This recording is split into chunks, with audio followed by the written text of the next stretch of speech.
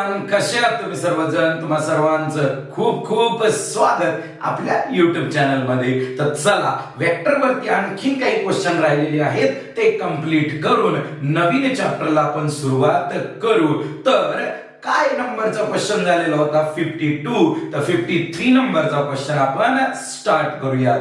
तर कुठल्याही प्रकारची काही अडचण असेल तर तुम्ही बिंदास कमेंट मध्ये सांगू शकता. थोडासा गॅप पडण्याचं रिझन हे पर्सनल रिझन होतं, त्यामुळे me out of the town होतो, त्यामुळे थोडासा टाइम लागला. तर चला स्टार्ट करूया न्यूमेरिकल्सला. Numerical number 53. यस, ठीक आहे. बघा बोर्ड वरती दिसत असेल तुम्हाला क्वेश्चन काय म्हणतोय बघा. Question number 53. ठीक आहे. Consider east as a positive X, axis north as a positive Y. A girl walk 10 metre east first time. मी तुम्हाला आधीच सांगितलं होतं की म्हणजे डबल एकदा सांगतो, कारण काही मुलं फर्स्ट टाइम लेक्चर बघत असतील तर त्यांना असं होऊ नये की हे काय चालू आहे. जर या टाइपचे क्वेश्चन असतील म्हणजे girl walking, car moving, a boy is walking particular डायरेक्शनला, then turn to the right left with angle 30 with angle 60 असं जर काही बोलत असतील तर सरळ सरळ एक्स बार एक वेक्टर लिहायचा, बाकीचा डेटा ऍड ऑन करत जायचा. कसं तर 10 मीटर ईस्ट म्हणतंय, ईस्टला पॉझिटिव्ह एक्स ऍक्सिस, तर आपण लिहिलं 10 आय कॅप. ओके, नेक्स्ट काय म्हणतोय? नॉर्थ एज अ, ठीक आहे चला पुढे. Then 10 metre in a direction 30 degree west of north. सांगा बरं, वेस्ट ऑफ नॉर्थ म्हणजे काय? तर ही लाईन अशी ड्रॉ केली, ही लाईन अशी ड्रॉ केली, हा ईस्ट, हा नॉर्थ, हा वेस्ट. तरी म्हणलंय काय? तर 10 metre in a direction 30 degree west of north. West आणि नॉर्थच्या मध्ये 10 मीटर आहे, परंतु वेस्ट ऑफ नॉर्थ म्हणते म्हणजे जो अँगल दिलेला आहे तो नॉर्थ सोबत असणार 30 डिग्री. ठीक आहे. 10 मीटरचा या साइडला कंपोनंट काढला, काय येणार? 10 cos 30, cos 30 √3/2. या साइडला कंपोनंट येणार 10 sin 30. कंपोनंटचं लॉजिक काय असतं सांगा बरं? ज्याच्या सोबत अँगल त्याला cos, त्याला cos, अपोजिट वाल्याला sin. मग 10 sin 30, 10 sin 30 1/2. हे आलं 5√3. ठीक आहे, 5 आणि हा आला 5. हा वेस्ट आहे म्हणून -5 आय कॅप, आणि हा नॉर्थ आहे म्हणून +5√3 जे कॅप. समजला असेल तुम्हाला? तर हा वाला पोर्शन रफ करतो. ठीक आहे, म्हणजे आपल्याला आयडिया येऊन जाते काय काय करत आहोत. तर वेस्ट होतं म्हणून -5 आय कॅप, आणि नॉर्थ होतं म्हणून 5√3 जे कॅप. फाइन. नेक्स्ट काय म्हणलेलं आहे बघा. तर for the second time, first time 10 east, second time हा वाला पोर्शन आहे. Then third time in unknown direction. Unknown डायरेक्शनला मी सी बार म्हणतो. I don't know, you don't know, same I don't know. ठीक आहे, तर आपल्याला माहित नाहीये थर्ड डायरेक्शन कोणती आहे, unknown direction. And magnitude so as to return to its initial position. म्हणजे सुरुवातीला ईस्टला गेली, नॉर्थ ऑफ वेस्टला गेली, नंतर परत unknown direction with unknown magnitude गेली आणि परत इनिशियल पोझिशनला आली. याचा अर्थ डिस्प्लेसमेंट काय यायला पाहिजे? 0. काय यायला पाहिजे? डिस्प्लेसमेंट 0. जिथून निघाले तिथंच जर वापस आले तर डिस्प्लेसमेंट किती? 0. डिस्टन्स आहे पण डिस्प्लेसमेंट 0. Okay fine. विचारले काय? What is her third displacement, म्हणजे सी बार विचारले. तर C bar is equal to 10 - 5 किती? 5. 5 ला पलीकडे पाठवलं -5 आय कॅप, 5√3 पलीकडे -5√3 जे कॅप. ओके, आपल्याला काय विचारलेले? तर हेच विचारले आहे का बघा ऑप्शन मध्ये? दोन्ही निगेटिव्ह आहे सर.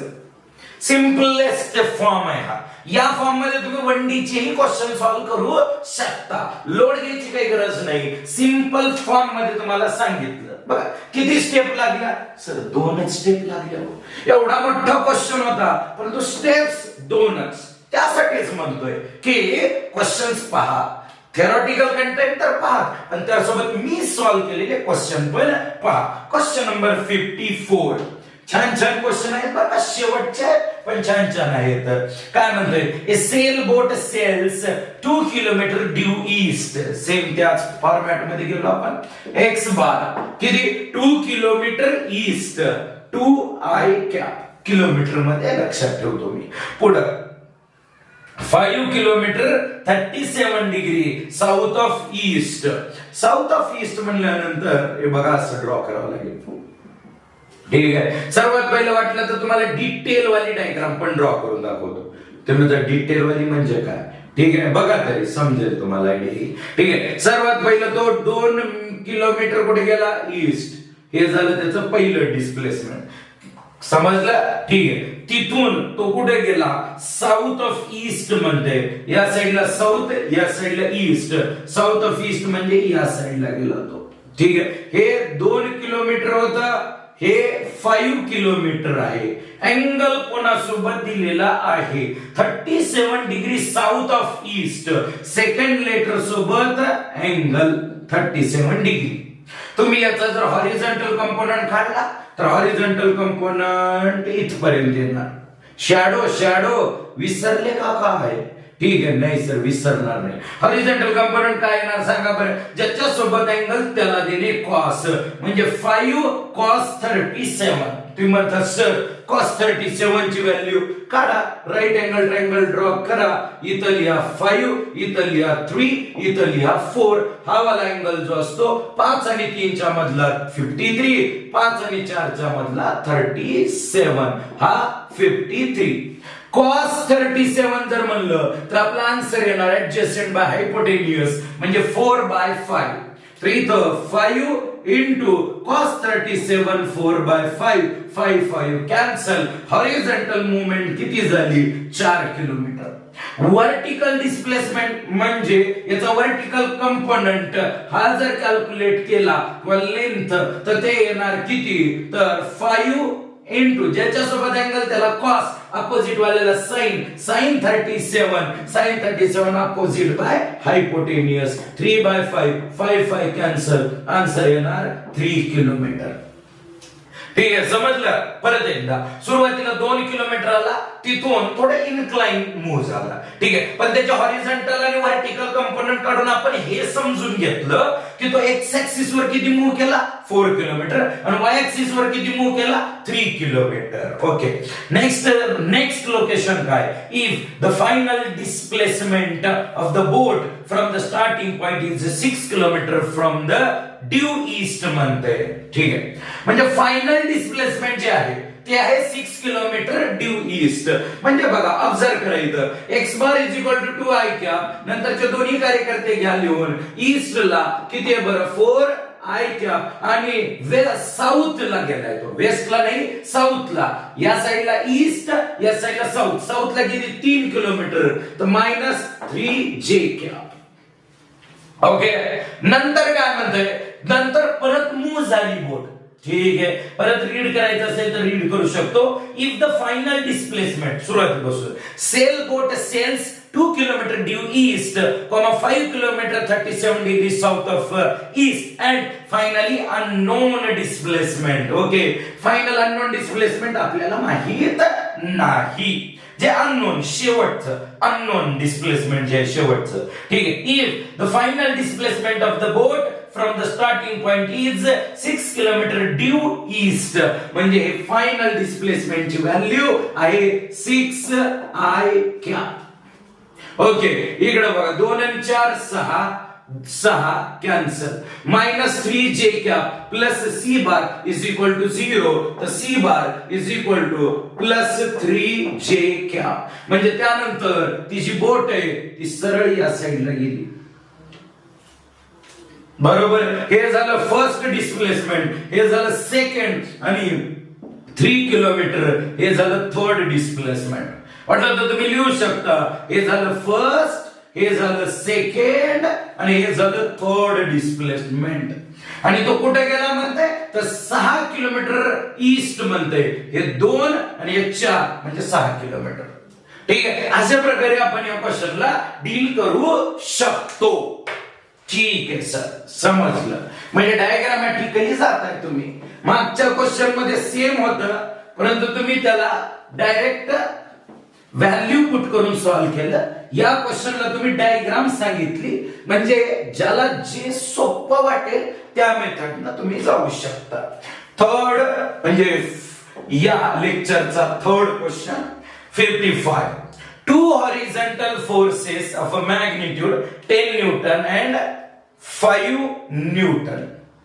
ठीक आहे. Two horizontal forces. आता हॉरिझॉन्टल म्हणजे दोन्ही पॅरलल म्हणायचं का? नाही, बिलकुल. हॉरिझॉन्टल म्हणजे तुम्ही नोटबुकवर जेव्हा एक्स आणि वाय ऍक्सिस दाखवता ना, तर त्या एक्स आणि वाय प्लेनवरचे, एक्स वाय प्लेनवरचे वेक्टर आहेत. ओके, पुढे काय म्हणते? 10 newton and P newton act on a particle.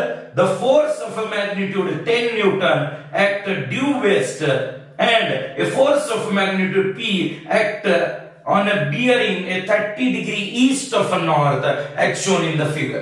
आता या टाइपच्या डेटा मध्ये अननेसेसरी मी हे मागलचं रीड केलं, कारण as shown in the figure आहे, तर मला वाचत बसायची गरज नाही हो.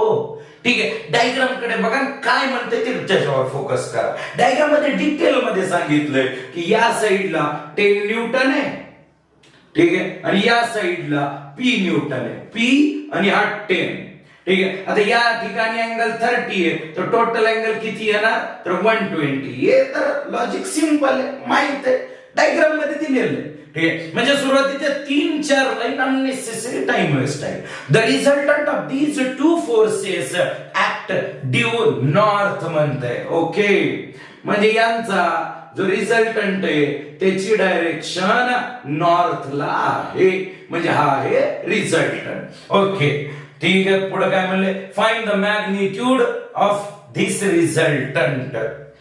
ओके, फाइन म्हणजे आपल्याला एकच वेक्टरची व्हॅल्यू दिलेली आहे, दुसरा वेक्टर अननोन आहे, रिझल्टंट पण अननोन आहे. बरं, याच्यामध्ये एक गोष्ट महत्वाची काय भेटते, तर बघा ही महत्वाची गोष्ट, अल्फा 90 भेटला. ठीक आहे, म्हणजे मी म्हणतो याला ए वेक्टर, याला मी म्हणतो बी वेक्टर, आणि हा आपला रिझल्टंट. तर रिझल्टंटचा ए बार सोबतचा जो अँगल आहे तो 90 आहे. मी म्हणलं चला टॅन अल्फाचा फॉर्म्युला वापरू. टॅन 90 ज्याच्या सोबत अँगल त्याला घ्यायचं नाही, दुसऱ्याला घ्यायचं, म्हणजे पी साइन 120. ठीक आहे, डिवायडेड बाय कोण येणार मग इथं, तर ज्याच्या सोबत अँगल आहे तो येणार 10 प्लस पी कॉस 120. ओके, संपलं. 90 म्हणजे इन्फिनिटी, इन्फिनिटी म्हणजे समथिंग बाय 0, इन्फिनिटी म्हणजे समथिंग बाय 0, म्हणजे हा 0 असायला पाहिजे. ठीक आहे, नाहीतर हा इन्फिनिटी असायला पाहिजे. याची व्हॅल्यू कधीच इन्फिनिटी नाही घेणार, तर हा 0 असेल. मग 0 आहे तर 10 प्लस पी कॉस 120 ची व्हॅल्यू -1/2 इज इक्वल टू काय आलं, तर 0. ठीक आहे, मग मायनस वाला पोर्शन पलीकडे पाठवा, 2 अलीकडं, तर तुम्हाला P इज इक्वल टू भेटेल बघा 20 न्यूटन. सर आपल्याला P ची व्हॅल्यू नाही विचारली हो, रिझल्टंटची व्हॅल्यू विचारली, मला पण माहिती आहे. ठीक आहे, आता जाऊ आपण रिझल्टंट कडे. Magnitude of its resultant. रिझल्टंटचा formula R is equal to under root a square 10 चा स्क्वेअर 100 प्लस b स्क्वेअर म्हणजे p चा स्क्वेअर. ठीक आहे, 20 चा स्क्वेअर किती येणार 400 प्लस 2a म्हणजे 10 b म्हणजे 20 इंटू cos थीटा -1/2. हा 2 कॅन्सल, इथं मायनस ने याला मल्टिप्लाय केलं तर 200 मायनस. ठीक आहे, तर इथं 400 प्लस 100 500, 500 मायनस 200, तर अंडर रूट मध्ये राहणार 300. याला काय लिहू शकतो मी, 10√3 न्यूटन. ठीक आहे, मला जसं फील झालं तसं मी क्वेश्चन सॉल्व्ह केला. यामध्ये याचा अर्थ असा नाही होत आहे की माझी ही मेथड शॉर्टकट असेल किंवा नसेल, मला माहित नाही, परंतु जसंही माझ्या डोक्यात क्लिक झालं की हा रिझल्टंट आणि कुठल्या तरी एका वेक्टरच्या मधला अँगल 90 आहे, तर मी लगेच टॅन अल्फाचा फॉर्म्युला वापरला. टॅन अल्फा ज्याच्यासोबत अँगल आहे त्याला वरती नाही घ्यायचं, दुसरा घ्या. मग इथं B sine theta divide by A plus B cos theta. जशाच तशा व्हॅल्यू पुट केल्या आणि सॉल्व्ह केलंय बघा क्वेश्चनला. 10√3 ऑप्शन मध्ये आहे का एकदा चेक करू. 10√3 आहे. ठीक आहे. आता ते करेक्ट आहे रॉंग आहे हा प्रश्न राहिला बरं का, की सर म्हणजे तुम्ही सॉल्व्ह केलेलं चुकीचं पण असू शकतं का. ठीक आहे, कधी कधी गोष्ट अशी होऊ शकते की आपण जी मेथड वापरली ती चुकीची होऊ शकते. May be me over confidence जर असेल तर तसं होऊ शकतं, परंतु टेन्शन घेऊ नका. आपण कुठलीही चुकीची स्टेप इथं वापरली नाही, त्यामुळे घाबरायची गरजच नाही. एक्झाम मध्ये सेम होणार आहे तुमच्यासोबत. क्वेश्चन सॉल्व्ह करसाल, तुमचं जे आन्सर आले तुम्ही तेच टिक करणार. तुम्ही असा विचार करसाल का की हे बरोबर असेल का, हे चुकीचं असेल का, नाही करणार. जे आन्सर आलं ते ठोकून मोकळे. चला तर जाऊया क्वेश्चन नंबर 56 कडे. तो वाट पाहतोय आपली. काय म्हणते, particle whose speed okay, speed कोण असतं. ऐका ऐका इकडे लक्ष द्या. 50 मीटर पर सेकंड ही स्पीड आहे. स्पीड कोण असतं, द मॅग्निट्यूड ऑफ वेलॉसिटी. कोण असतं, मॅग्निट्यूड ऑफ वेलॉसिटी. ठीक आहे. काही मुलं म्हणतील की सर नेक्स्ट चॅप्टर कोणता घेणार आहेत हे पण सांगा. चल चल सांगतो आधी हे तरी कर. Magnitude of velocity is called as a speed okay along the line from A to B. Okay चालतंय. ए चे कोऑर्डिनेट आपल्याला दिलेले किंवा कंपोनेंट म्हणलं तरी चालतंय. बी चे कोऑर्डिनेट दिलेले 9, 25 ओके फाइन. म्हणते का find the velocity vector in the form of AI plus BJ cap. ठीक आहे. आता आपला पार्टिकल इथून इकडे चाललाय, म्हणजे इनिशियल पोझिशन ही फायनल पोझिशन. जमलं. ठीक आहे. मग आपल्याला जर समजा पोझिशन वेक्टर ड्रॉ करायचे किंवा डिस्प्लेसमेंट वेक्टर ड्रॉ करायचे, तर मी काय म्हणणार, तर डिस्प्लेसमेंट वेक्टर म्हणजे x bar is equal to RB bar minus RA bar. ठीक आहे. कोणत्या डायरेक्शनला चाललं, A कडून B कडे. बरोबर. मग A कडून B कडे ती लाईन रिप्रेझेंट करण्यासाठी किंवा त्याला रिप्रेझेंट करण्यासाठी मी RB बार मायनस RA बार वापरलं तरी चालतं. ठीक आहे. काही टेन्शन. डिस्प्लेसमेंट सारखाच कन्सेप्ट आहे. पार्टिकल एक पासून बी कडे गेला म्हणजे याचा अर्थ असा नाही की पार्टिकल ओरिजिनला होता, नाही, आधी कुठेतरी होता पहिल्याच क्वाड्रंट मध्ये, तिथून दुसरीकडे कुठेतरी गेला, पण तो पण पहिल्याच क्वाड्रंट मध्ये. तर त्यांचा पोझिशन वेक्टर आपल्याला काढायचंय. तर त्यांचा पोझिशन वेक्टर RB बार RA बार, यांचं सबट्रॅक्शन केलं की डिस्प्लेसमेंट वेक्टर भेटतो. ठीक आहे. RA बार इथं लिहून दाखवतो. तो येणार 2I cap plus 1J cap. RB बार दिलेल्या कोऑर्डिनेट वरून लिहितोय मी, काही नवीन वेगळं काही लॉजिक वापरत नाहीये. 25J cap. A मायनस हे करा, काय आलं आन्सर सांगा. 7I cap plus 24J cap. Sir एक विचारू का, विचारायचं. सर हे 7 आणि 24 दिसाले, तुम्ही एकदा एक राईट अँगल ट्रायंगल काढला होता. बेस 7 आणि हाईट जर 24 असेल तर हायपोटेन्युस 25 येतो. यस, आठवलं. Very good. हे आठवलं पाहिजे, असं दिसल्या आठवलं पाहिजे. कॅल्क्युलेशन डोक्यामध्ये पुढे चालायला पाहिजे. ठीक आहे. एक्स बार आपल्याला काढायचे वेलॉसिटी. वेलॉसिटी वेक्टर काढायचं असेल तर आधी त्याचं मॅग्निट्यूड इनटू त्याची डायरेक्शन घ्यावी लागेल. ठीक आहे सर. मॅग्निट्यूड तर त्याचं दिलेलं आहे 50. मग त्याची डायरेक्शन कशी काढायची सर, काय म्हणले क्वेश्चन मध्ये, तो पार्टिकल A कडून B कडे जातोय, तर हे एक्स बार रिप्रेझेंट करतो the direction from A to B. ठीक आहे. मग हा एक्स बार रिप्रेझेंट करतोय की A कडून B कडे जातानाचा हा वेक्टर आहे. मग हा डायरेक्ट वेक्टर म्हणजे डायरेक्शन असेल का, नाही. तर V कॅप कसं काढणार तुम्ही, तर V bar is equal to 50 into V cap तुम्ही काढणार एक्स बार वरून. एक्स बार ची ओनली डायरेक्शन घ्यायची, तर एक्स बार बाय एक्स. म्हणजे कळतंय का तुम्हाला की एक पार्टिकल आहे तो ए कडून बी कडे गेला, त्याच्या स्पीडचं मॅग्निट्यूड माहिती आहे किंवा त्याच्या व्हेलॉसिटीचं मॅग्निट्यूड माहिती आहे, डायरेक्शन ए कडून बी कडे. मग ए कडून बी कडे जी वेक्टर ड्रॉ केली आपण ती आहे एक्स बार. आपल्याला व्हेलॉसिटीचं मॅग्निट्यूड माहित आहे पण व्हेलॉसिटीची डायरेक्शन कोण देणार तर एक्स बार देणार. मग एक्स बारची डायरेक्शन घ्या ओनली. ठीक आहे, व्हेलॉसिटीचं मॅग्निट्यूड आपल्याला माहित आहे, फक्त व्हेलॉसिटीची डायरेक्शन काय आहे तर अलोंग द ए बी. मग ए कडून बी कडे जाताना जी डायरेक्शन आहे ती आहे एक्स कॅप.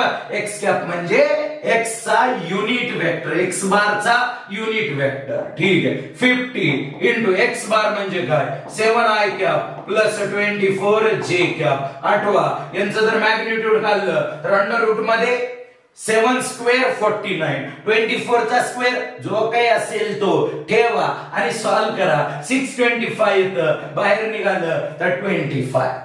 ठीक आहे, याचं मॅग्निट्यूड आहे एक्स बारचं मॅग्निट्यूड 25 2 जा 2 ने याला मल्टिप्लाय केलं तर 14i कॅप प्लस 48 जे कॅप. ठीक आहे, बघ या टाइपचे सुंदर सुंदर क्वेश्चन एक्झामला आलेले आहेत बरं का. ठीक आहे, कोणता वाला ऑप्शन मॅच करायला तर सेकंड वाला ऑप्शन मॅच करत आहे. जरी तो क्वेश्चन दिसत नसेल तर थोडंसं मागे जाऊन तुम्ही चेक करू शकता. ठीक आहे, आता काही जण म्हणू शकतात की सर याचे डायग्राम ड्रॉ करून सांगितले असते तर आणखीन मजा आली असती. व्हाय नॉट, का बरं नाही सांगू शकतो. ठीक आहे, आज थोडी नाही की मी क्वेश्चन पाठ करून आलोय, पाठ करून आलोय आणि तुम्हाला सांगतोय असं थोडी नाही त्याच्यामध्ये.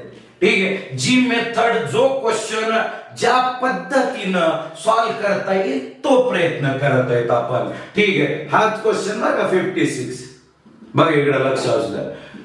पार्टिकल कुठं होता ए ला. ठीक आहे, तो तिथून कुठे गेला बी ला. ठीक, सुरुवातीला याचा पोझिशन वेक्टर जो होता तो होता आर ए बार. ठीक आहे, आणि हा position vector R B bar. Particle कुठून कुठं चाललाय म्हणताय ए कडून बी कडे. ठीक आहे, स्पीड काय आहे पार्टिकलची 50 मीटर पर सेकंड. ठीक आहे, डायरेक्शन या डायरेक्शनला जात आहे. बघा सांगा बरं, हे डिस्प्लेसमेंट वाली डायग्राम झाली ना तर हा R1 बार हा R2 बार, तर हा कोण झाला एक्स बार. एक्स बारचा फॉर्म्युला R2 बार म्हणजे final position vector minus initial position vector. ठीक आहे, मला व्हेलॉसिटीचं मॅग्निट्यूड माहित आहे, मग व्हेलॉसिटीला ही डायरेक्शन मला द्यायची आहे. ही डायरेक्शन कोणाची आहे एक्स बारची. मग एक्स बारची direction v bar is equal to मी v इंटू एक्स कॅप केलं. समजतंय का. या टाइपचेच काही क्वेश्चन आहेत आणखीन चांगले. जर तुम्ही बीएम शर्मा किंवा थोडस हायर लेवलला क्वेश्चन सॉल्व्ह करणारा जर बुक पाहिलं तर त्यामध्ये तुम्हाला 100% भेटून जातील. Okay, next question, question number 57. A weight mg of a block is a force acting downward towards the center of earth. A block of mass 1 kg is placed on inclined plane as shown in the figure. Find the x component and y component of a weight of a block R. ठीक आहे, बघा तुम्हाला diagram दिसत असेल. तरी सर्वात पहिलं एक वेज ड्रॉ केलाय.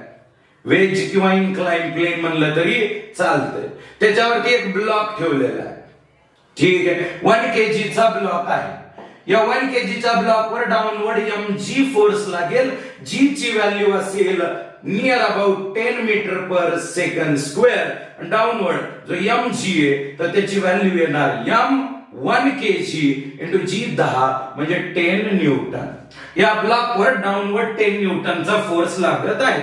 इथं जो अँगल दिलेला आहे तो आहे 37 डिग्री. तर या ब्लॉक साठी आपल्याला कंपोनंट काढायचे. एक आहे हा ऍक्सिस आणि दुसरा आहे हा ऍक्सिस. तरी नाव दिलेली आहेत त्यांचे. तर हा वाला y ऍक्सिस झाला आणि हा वाला x ऍक्सिस झाला. ठीक आहे, मी तुम्हाला क्लिअर समजावून सांगतो. न्यूटन्स लॉज ऑफ मोशन मध्ये तुम्हाला इन्क्लाइन प्लेन वरच्या क्वेश्चनचा खूप जास्त वापर होतो. मग बघा लक्ष असू द्या, हा इन्क्लाइन प्लेन ड्रॉ केला. ठीक आहे, थोडी मोठी डायग्राम ड्रॉ केली बघा. आता क्वेश्चन दिसेल किंवा नाही दिसेल, पण जोपर्यंत होता तोपर्यंत बघून घ्यायचं. हा वाला झाला अँगल 37. हे इथं जो ब्लॉक होता त्याला मी पॉइंट मास अज्युम करतो. पॉइंट मास काही अडचण नाही. आणि त्याचा मास किती आहे तर 1 kg. त्याच्यावर स्ट्रेट डाऊनवर्ड फोर्स किती लागत आहे तर mg म्हणजेच 10 न्यूटन. नो प्रॉब्लेम, एकदम सिस्टमॅटिकली आपण डायग्राम ड्रॉ केली. ठीक आहे. आता त्याचा कंपोनंट काढायचे along the plane and perpendicular to the plane. ठीक आहे.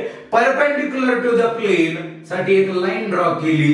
ही लाईन या प्लेनला परपेंडिक्युलर आहे. आणि दुसरी एक लाईन ड्रॉ केली, ती की लाईन प्लेनला पॅरलल आहे. ओके. मग आता प्रश्न काय, हवाला अँगलला मी थीटा म्हणलं 37 डिग्री. ठीक आहे. तर हा थीटा इथं किती बनेल सांगा बरं.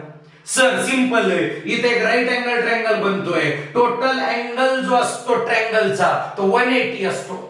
इथला 90, इथला थीटा, तर इथला 90 मायनस थीटा. Very good. हा वाला अँगल असेल 90 मायनस थीटा. बर, हा टोटल अँगल किती असेल सांगा बरं. तर सर हा वाला टोटल अँगल असेल 90. त्यातला हा पोर्शन 90 मायनस थीटा, तर हा वाला किती असेल सर थीटा. ठीक आहे. शिफ्टिंग, अँगलचं शिफ्टिंग एकदम सोप्या भाषेमध्ये सांगत आहे. ठीक आहे. इथला अँगल थीटा, तर हा 90 मायनस थीटा भेटला. मग हा अँगल किती आहे टोटल 90. हा 90 मायनस थीटा आहे, तर हा थीटा असणार. दोघांचे ऍडिशन करून बघा. 90 मायनस थीटा प्लस हा थीटा किती येते 90 येते. ठीक आहे सर. मग हा अँगल थीटा आहे mg. मग mg चा कंपोनंट काढायचे, तर या साइडला कंपोनंट काय येणार ज्याच्यासोबत अँगल त्याला कॉस. mg चा या साइडचा कंपोनंट येणार mg cos थीटा. mg ची व्हॅल्यू 10 cos 37. cos 37 येतं 4/5. 4/5 5 दुनी 10 4 दुनी 8. ठीक आहे. त्यानंतर mg चा या साइडचा कंपोनंट. सर हे तर सोपं आहे. आता ज्याच्यासोबत अँगल त्याला कॉस, तर या वाल्याला काय देणार आपण sine. mg sine theta. mg sine थीटाला कॅल्क्युलेट केलं. mg ची व्हॅल्यू 10 साइन 37. साइन 37 म्हणजे याचा अर्थ येतो 3/5. तुम्ही राईट अँगल ट्रायंगल ड्रॉ करा कोपऱ्याला, तेव्हा तुम्हाला फास्ट जमेल. 5 दुनी 10 हे आलं 6 न्यूटन. हे आलं 8 न्यूटन. बर ठीक आहे. मग त्याला विचारले काय तरी, तर the X and Y component are. बस संपलं. ऑप्शन मध्ये बघा 6 आणि 8 कुठं आहे का सर. 6 आणि 8 6 आणि 8 तर सगळीकडेच आहे. ठीक आहे. कोणत्या ऍक्सिसला काय नाव दिलं होतं हे बघा. या साईडला y म्हणलं होतं, तर y वाला आन्सर 8 पाहिजे. y वाला आन्सर 8 दोनच ऑप्शन मध्ये आहे, पहिला आणि दुसरं. सांगा y ऍक्सिस वरी पॉझिटिव्ह आणि खाली काय असेल निगेटिव्ह. मग या साईडला -8 आपण म्हणू शकतो. ठीक आहे. आणि x ऍक्सिस तुम्ही म्हणता सर इकडे पॉझिटिव्ह इकडे निगेटिव्ह. नाही, त्यांनी एरो दिलेला बघा. y ऍक्सिस ला एरो वरती होता म्हणजे इकडे पॉझिटिव्ह इकडे निगेटिव्ह. x ऍक्सिस ला एरो इकडे म्हणजे ह्या साइडची व्हॅल्यू पॉझिटिव्ह, तर +6 Newton and -8 Newton. These are the components of mg along the y and x axis. एकदम छान सुटसुटीत असं क्वेश्चन एक्सप्लेन केला आहे. ठीक आहे. पॉज करा, घ्या लिहून. तुम्हाला प्रॉब्लेम कुठे येईल माहिती आहे का अँगल शिफ्टिंग मध्ये. तर मग तुम्ही मोठी डायग्राम ड्रॉ करा आणि त्याच्यावर तुम्ही क्रॉस चेक करा की काय सांगितलं. मग ऐका की मी काय बोलत होतो, कुठून कसा अँगल शिफ्ट करत होतो. तुम्ही जोपर्यंत प्रयत्न करत नाही तोपर्यंत जमणार नाही. तुम्ही फक्त बघून काहीच शिकणार नाहीत. तुम्ही फक्त बघून हेच सांगू शकता की मी बरोबर केलंय का चूक केलंय, पण तुम्ही हे नाही समजू शकणार की तुम्हाला करता येईल का, तुम्हाला सॉल्व्ह करता येईल का. हा इम्पॉर्टंट पॅरामीटर आहे. मला किती येतंय हे महत्वाचं नाही. लक्षात ठेवा. 56 नंबरचा क्वेश्चन झाला. जाऊया 57 झाला बहुतेक. हा ठीक आहे. जाऊया 58 कडे. मी नंबर चेंज केला नव्हता काय. ठीक आहे चालेल, अडचण. 58 बघा. Normal reaction n is a force exerted by the surface on the block perpendicular to the surface of contact. ठीक है, a block of mass 1 kg placed on an inclined plane of inclination 37 degree as shown in the figure. Same आहे, आत्ताच्या सारखाच question आहे. ठीक आहे, draw करतो बघा. इनक्लाइन प्लेन, ठीक, हा झाला इनक्लाइन प्लेन. इनक्लाइन प्लेनची पार्ट वाकली का काय? ठीक आहे, तर हा झाला इनक्लाइन प्लेन. Angle 37 degree. ठीक आहे, ब्लॉक 1 kg. जर तुम्हाला ब्लॉक ड्रॉ करून जमत नसेल तर ब्लॉकला याचा पॉइंट मास ड्रॉ करा. याचा मास किती? तर याचा मास आहे 1 kg. ठीक आहे, याच्यावर downward, straight downward towards the centre of earth काय फोर्स लागणार? mg. त्याची व्हॅल्यू येणार 10 न्यूटन. ओके, मग सांगा बरं, आठवा आत्ताच क्वेश्चन झाला होता. ठीक आहे, तर या साइडचा जो कंपोनंट आहे mg चा, तो कोण येणार? कॉस येणार का साइन येणार? सर, इथला अँगल इथं शिफ्ट होतो, हे आत्ताच सांगितलं तुम्ही. तर या साइडचा कंपोनंट येणार mg cos 37. याचा आन्सर आलं होतं आपलं 8 न्यूटन. आणि या साइडचा जो कंपोनंट असेल तो येणार mg sin 37 आणि याची व्हॅल्यू आली होती आपली 6 न्यूटन. समजले इथपर्यंत? काही अडचण नाही. पुढं as shown in the figure, find the component of normal reaction n is equal to 8 newton on the block x and y axis. Okay, fine. इथं ते काय बोलले की नॉर्मल आहे. आता समजा या चॅप्टर मध्ये नॉर्मल काय आहे हे समजणं थोडंसं टफ आहे, पण तरी पण सांगतो. आता मी इथं फ्लोर वरती थांबलोय. माझा मास आहे 70 किलो. माझा mg बनेल 700 न्यूटन. 700 न्यूटन फोर्स लावून अर्थ मला खाली ओढतीये. पण हा जो स्लॅब, जो फ्लोर आहे, तो मला खाली जाऊ देत नाही. तो माझ्यावर तेवढ्याच अमाऊंटचा फोर्स वरती लावतोय. मग ज्या स्लॅबवर, ज्या फ्लोरवर आपण थांबलोय, त्याने जो आपल्या बॉडीवर अपवर्ड फोर्स लावला, perpendicular to the contact surface upward, तो फोर्स असतो नॉर्मल. तो काय असतो? नॉर्मल. आणि याची व्हॅल्यू आपल्याला म्हणते 8 न्यूटन आहे. तर याचे कंपोनंट काढा. काय काढा? कंपोनंट.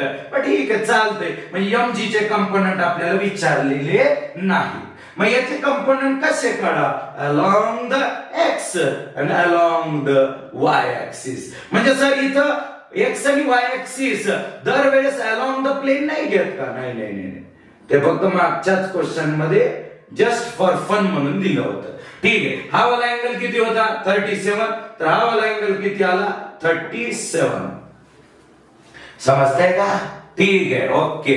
मग चला आता नेक्स्ट पॉइंट कडे जाऊ. याचा या साइडचा कंपोनंट काय येणार? ज्याच्या सोबत अँगल त्याला द्या कॉस. ठीक आहे, 8 न्यूटन इंटू कॉस 37. सॉल्व करायला. त्यानंतर हॉरिझॉन्टल कंपोनंट येणार या साइडला. काय येणार? 8 साइन 37.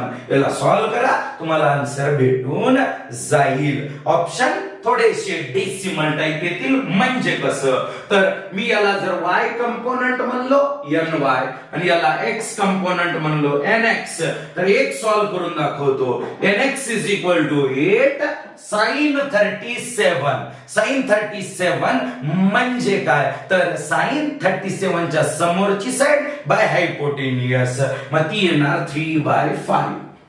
3/5. 8 3 24 म्हणजे 24 डिवाइडेड बाय 5. हे आन्सर नियर अबाउट 5 यायला पाहिजे किंवा 5 पेक्षा थोडस लहान. मग आन्सर काय येणार? तर 4.8 न्यूटन. तुम्ही म्हणजे कुठं पाहिलं? तुम्ही ऑप्शन मध्ये पाहिलं 4.8 न्यूटन.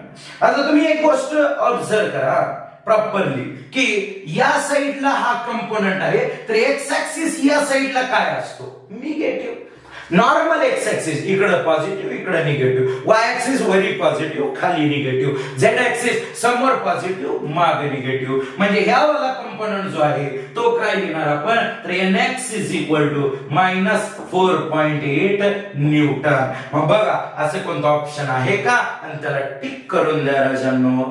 तुम्ही म्हणता सर मागच्या क्वेश्चन मध्ये तुम्ही इकडचा वाला कंपोनंट पॉझिटिव्ह घेतला होता, ते क्वेश्चन सांगितलं होतं.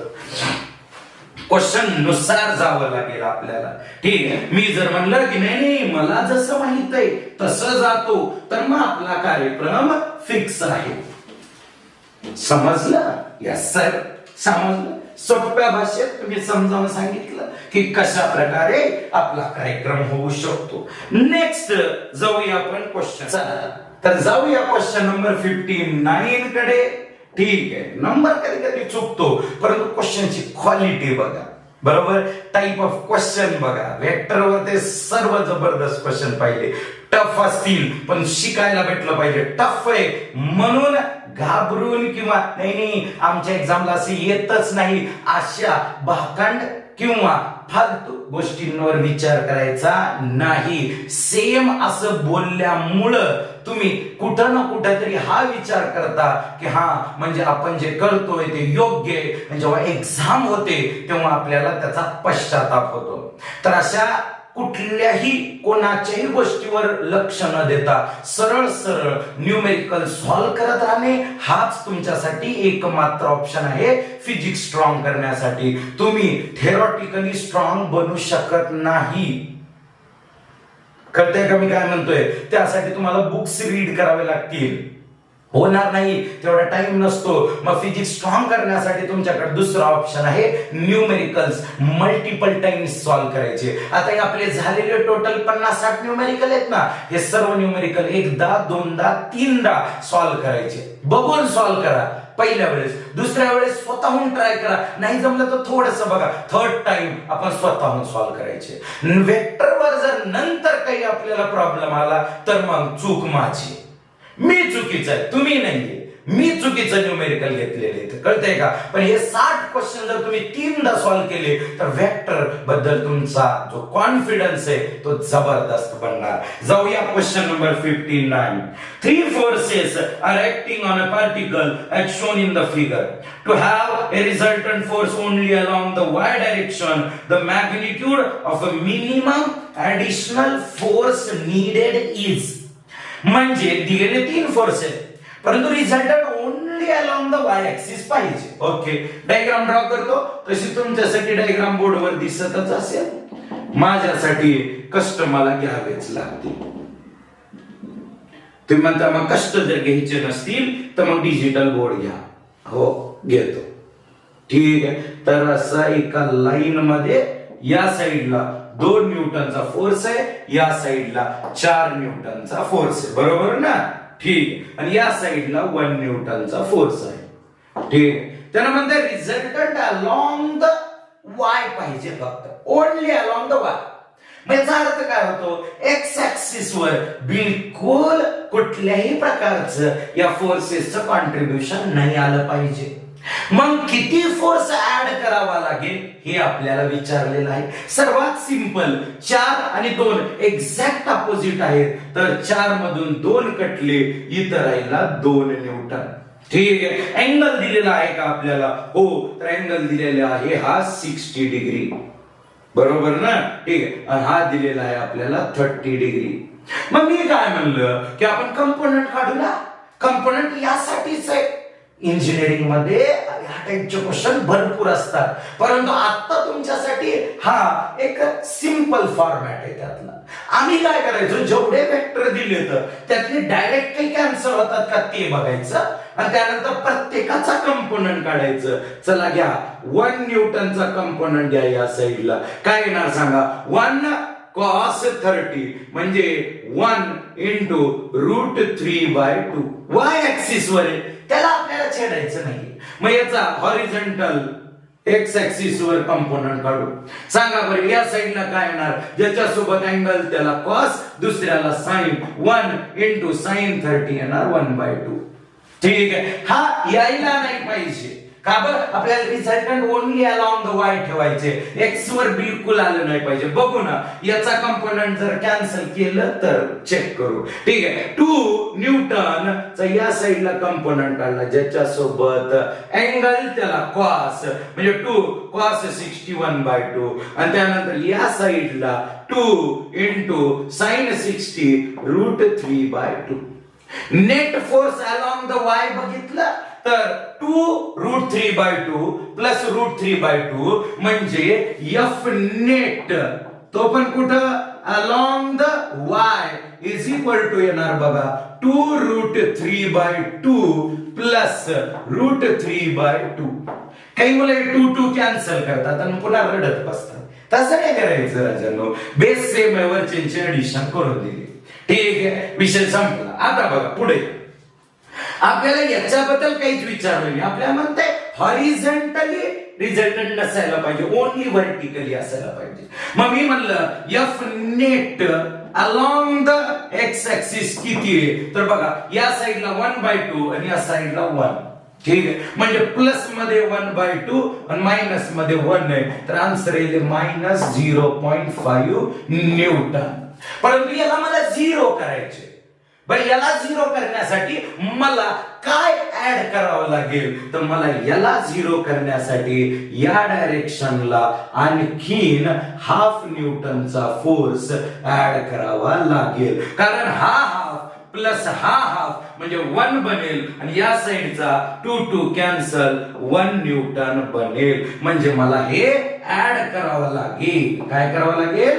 ऍड करावं लागेल. ऑप्शन मध्ये बघा काय म्हणते, किती ऍड करा म्हणते, 0.5 न्यूटन आहे. कधी कधी याच क्वेश्चनला काय करतं माहिती आहे का, 0.5 न्यूटन कोणत्या डायरेक्शनला ऍड करावं लागेल, तर 0.5 न्यूटन जो ऍड करावा लागेल तो तुम्हाला प्लस एक्स ऍक्सिस म्हणजे पॉझिटिव्ह आय कॅप या डायरेक्शनला करावा लागेल. ठीक आहे, छान होता क्वेश्चन. हा ठीक, खूप दिवस झाले हे क्वेश्चन सॉल्व्ह करून. आता असं वाटतंय की स्टेप्स ज्या आपण फॉलो करतोय त्या पाठ झाल्यात का काय. म्हणजे कसं आहे की double double double double solve करून आपल्याला असं होऊन जातं की यार हे मला पाठ झाले. ठीक आहे, परंतु थांबायचं नाही. आता मला सांगा, मी जर म्हणलं की हा क्वेश्चन ना मला येतो, सोपा आहे, नको जाऊ द्या, चला पुढे जाऊ, परंतु मेजॉरिटी मुलांना नाही जमत. म्हणजे मी ऍज अ फॅकल्टी मला जमतो, परंतु तुम्हाला नाही जमत. मग असं करायचं का, मला येते तर चला पुढे असं म्हणायचं का, नाही. मग आम्ही सॉल्वच करतो ना.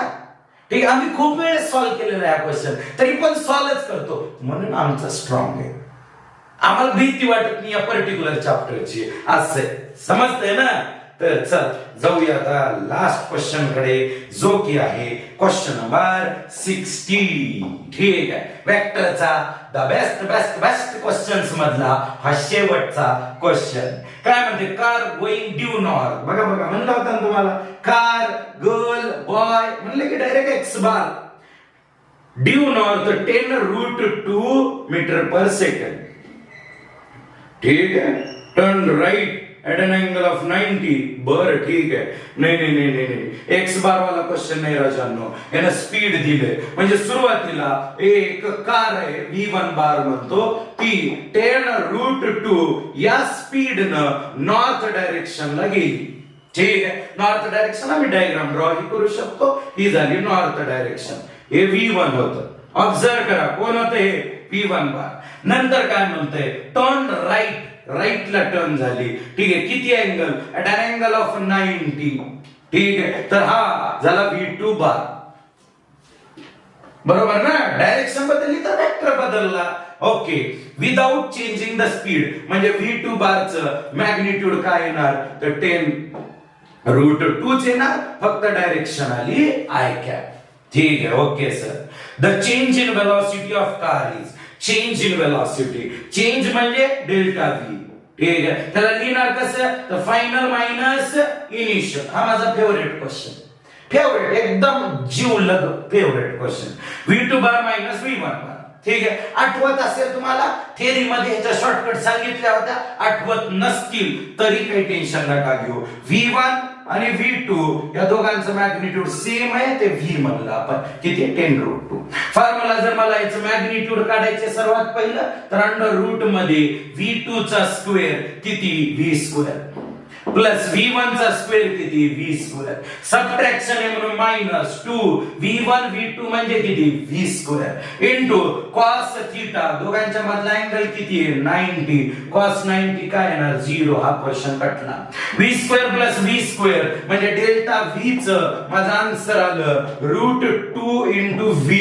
V ची व्हॅल्यू किती 10 √2, तर √2 इंटू 10 √2 काय आन्सर आलं माझं तर 20 metre per second. Change in speed velocity.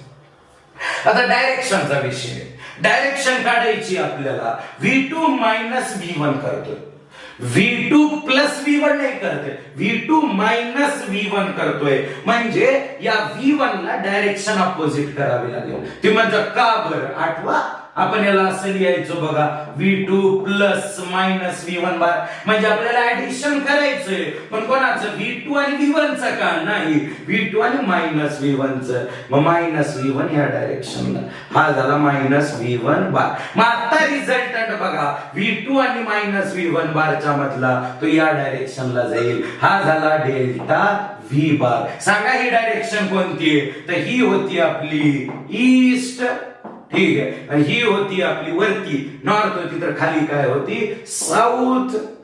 तर सांगा ऑप्शन मध्ये काय येणार आपलं साऊथ ऑफ ईस्ट येणार, ठीक आहे, south east direction 20 metre per second. Delta V बारला मी जर लिहिलं तर 20 metre per second south east हे आपली डायरेक्शन राहणार.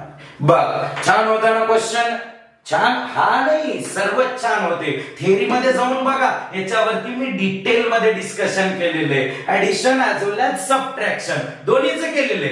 म्हणजे जर मला कोणी विचारलं find the V1 bar plus V2 बार तर काय येईल, V2 बार मायनस V1 बार तर काय येईल, सर्व डिटेल मध्ये अनालिसिस आपण केलेलं आहे. तर अशा प्रकारे आपण वेक्टर या चॅप्टरला इथेच पूर्ण विराम देऊ. नंतर या चॅप्टर वरचे आणखीन काही चांगले क्वेश्चन मी घेऊन 100% येणार, परंतु आता ही वेळ आलेली आहे दुसऱ्या चॅप्टर कडे जाण्याची. तर घाबरू नका, त्यातल्या त्यात मी थेरॉटिकल कंटेंटवर 5 लेक्चर बनवले, तर त्याला एकाच लेक्चर मध्ये संपवण्याचा ही प्रयत्न करणार आहे, जेणेकरून तुम्हाला शॉर्ट रिव्हिजन करत असताना तुम्हाला जर समजा असं फील झालं 1 तासात एक चॅप्टर रिवाइज करावा, तर त्यासाठी मी एक लेक्चर युनिटचं पण बनवेन, वेक्टरचं पण बनवेन, आणि तसंच बाकीच्या चॅप्टरचं पण बनवेन. शेवटपर्यंत तुम्ही लेक्चर पाहिलं यासाठी तुमचे खूप खूप आभार. जाता जाता सबस्क्राइब करा, कमेंट करा, ज्यांना ज्यांना गरज आहे त्यांना शेअर करा. थँक्यू. भेटू नवीन चॅप्टर सोबत. Thank you very much.